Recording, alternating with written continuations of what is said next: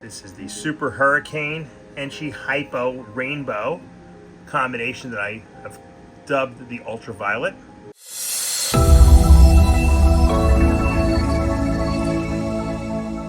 What's up, snake fans? Dave Palumbo here for Muscle Serpents Daily.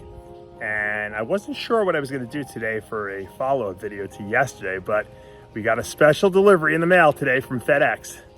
And I didn't know if it was going to really happen. I was skeptical, but I should have known. The person who sent me the package was top-notch, really good guy, and I'm not gonna spoil the little surprise. So I guess maybe we should just go right into the snake room at this point and just take a look and see what we got. And I'll show you some other cool stuff, because we're gonna be shipping out some stuff for overseas delivery this coming week, or I should say by Monday. So I'm gonna show you some snakes that are gonna be going out of the facility as well. You know, I think you're gonna like the surprise. Let's go into the snake room. All right, figured I'd start out today's video with a little update on my giant albino Sulcata tortoise. Look at this, I have a big hand. He's getting huge, this little boy, or big boy now. He definitely is making this big Rubbermaid look very small. And there's his girlfriend right there. She's buried herself, trying to stay cool. It's very hot here in Cape Coral still. And the problem is now that he's climbing on top of her, and he's trying to get out of the tub, which I never thought was ever going to be an issue, because when I got him, he was like a little peanut, this guy. But now he's getting a little too smart for his own good, so still thinking of concepts of how I'm going to build him an outdoor enclosure. But these guys definitely need to go outside, no doubt about it. So we'll be looking to build them something very shortly.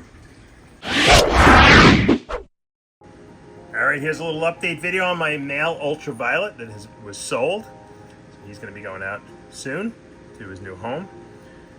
This is the Super Hurricane ENCHI HYPO Rainbow combination that I have dubbed the UltraViolet, and for good reason. It looks like it's got being hit by an ultraviolet light.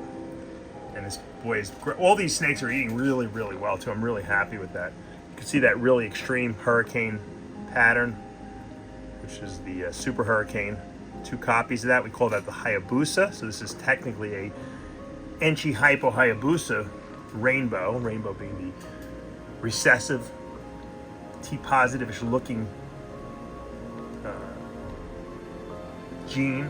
I don't even know how you define it. It's like a halfway between T-positive, T-negative. It's just a beautiful, beautiful combination. And this is our male. So he'll be leaving here shortly. I definitely have seller's remorse. All right, here's our female UltraViolet we produced. She's also leaving and going to overseas.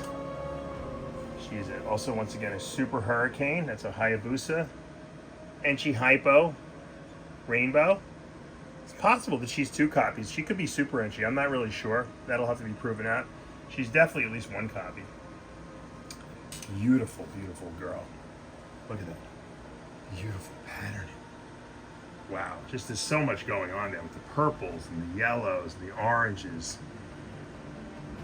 Man, that Super Hurricane Rainbow combination is just exquisite, and that hypo gene cleans it up, and she makes it better. Look at that orange head. Gorgeous, gorgeous, gorgeous female.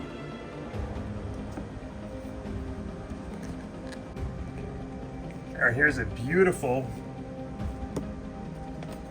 litter mate of those UltraViolets. And this is ENCHI HYPO Super Hurricane Het Rainbow, so it's 100% Het Rainbow. This is a beautiful, beautiful female that's going to be paired up with one of those male UltraViolets for a customer. Gorgeous, huh? Look at that. Wow. Just exquisite. The non-rainbows are almost nicer looking in their own right. You know, you don't even need rainbow in here, and then rainbow just adds another layer of like unbelievableness. But the ENCHI Hurricane HYPO, or ENCHI Hurricane Super, should I say ENCHI HYPO Super Hurricane, really is pretty amazing on its own. Very, very nice combination.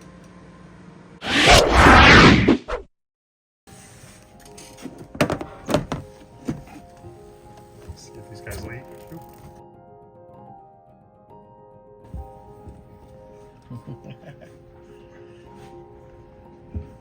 There we go.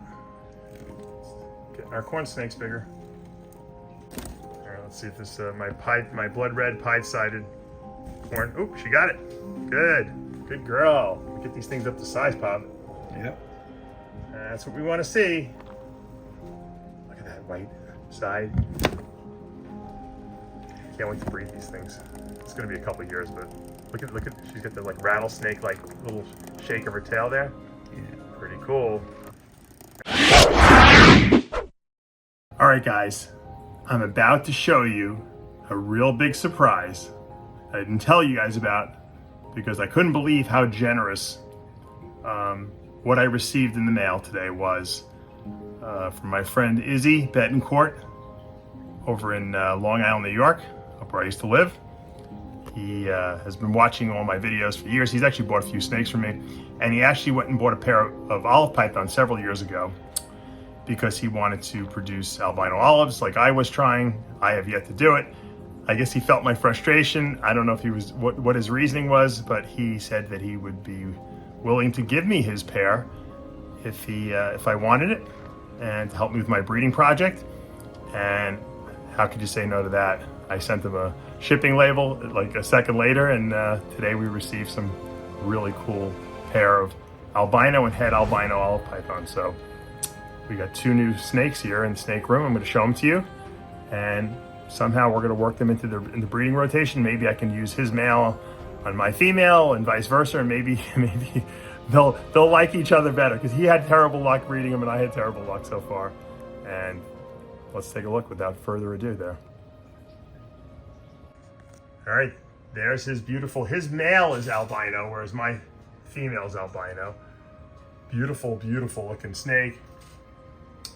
Really long, but you can tell he's not overfed. He's definitely in good shape. He's on the thinner side, which is always better.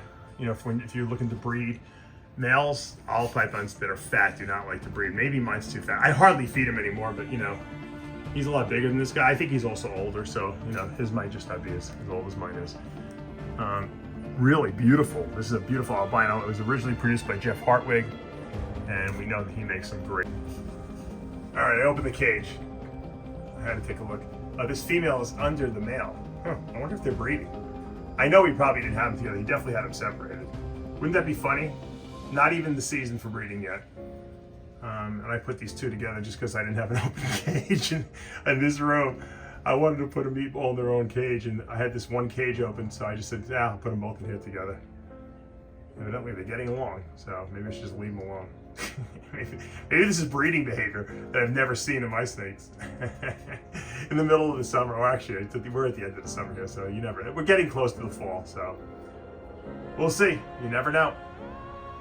The great thing is I have two males now, so I can use two males on both females. You know, sometimes if you put one with one male, like our friend in our interview in Daytona, said put one in with a male and then put it in with another male.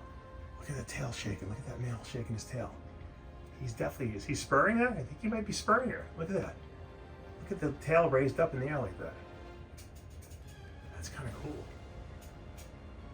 Oh, here's the female right there. Almost got bit. All right. We're not getting bit today. There'll be no bites today. Sorry. She's actually really pretty. She's very light colored too. Much lighter than my male het. Really nice. All right. Now you got a chance to see my new pair of albino olives. All right, guys, that's going to do it for today here at Palumbo's Pythons and Boas. Is that an amazing individual, Izzy? Izzy, thank you so much. It was the nicest gift, really, I've received. A pair of an albino and het albino olive python. They're just exquisite. They're beautiful. They look awesome. I can't wait to start, breeding them, maybe together or with mine. I haven't even figured out the strategy yet, but it gives me a lot more flexibility to do different things as opposed to just having two snakes and having to put them together. Now I have 4 snakes, 2 males, 2 females, so I have a little bit more, room to like maneuver the males around a little bit to get the females jealous or to get the males jealous, I should say, so they'll breed the females. Then now we just have to work on getting the temperatures right, because it's very hard here in Florida. I think, like, once again, I have a good friend of mine, Chase, who's building me an outdoor enclosure for the olives. I might put 2 of them in there and just see how that goes. So do like a controlled experiment. Do some inside, some outside, and then maybe something will actually work. And that's what makes snake breeding so fun, right? Trying to figure things out. And when you actually do, it's so much more pleasure. You get like so much more pleasure out of it, because you're like, oh, I had to work really, really hard for this, and now I actually did what I set out to do, even though it took me 8 years, 8 years longer than it should have. But you know, that's the way life works. You know, you kind of roll with the punches. So, all right, thank you, Izzy. And of course, if you're enjoying these videos, make sure you hit that subscribe button, turn on your notifications, hit that like button. See you back tomorrow morning.